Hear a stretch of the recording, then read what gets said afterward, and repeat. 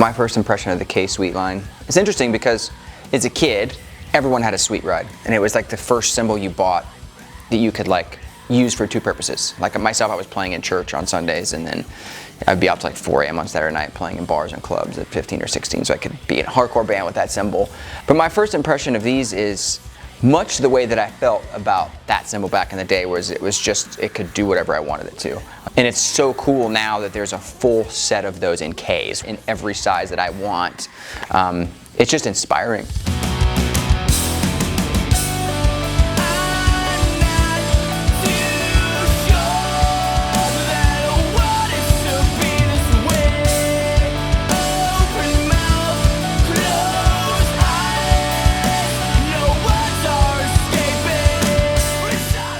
The unlathed bells are super cool and add a really neat wash to the cymbals, but for me what I like is the cymbals feel buttery. If I barely touch it, it'll respond to it, and I love that if I bang on it, it'll respond to what I'm doing. To me, with cymbals, what's the most important is musicality.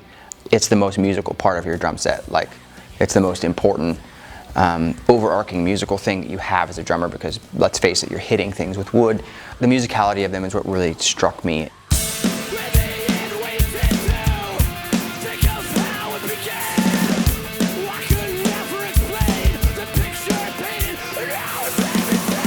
K-Sweet hi-hats to me, other than the 23-inch ride, are the star of the line. I love the 16s, are my favorite Zildjian hi-hats right now. My favorite.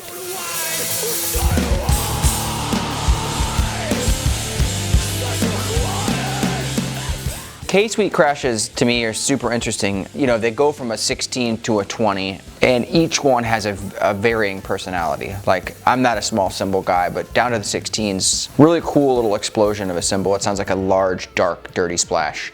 All the way up to the 20, which is, you could ride on. And again, that speaks to the versatility of the K-Sweet line of cymbals, is that you can do whatever you want with them. You could use the 16s as hi-hats if you wanted. You know what I mean? Like, you could turn it upside down and put it on top of a china. To me, like, that's what I look for in cymbals, is a musical instrument that I can do whatever I want with. And the crashes are the best example of that. Here I stand on the edge of the ledges I've made, looking for a steady hand.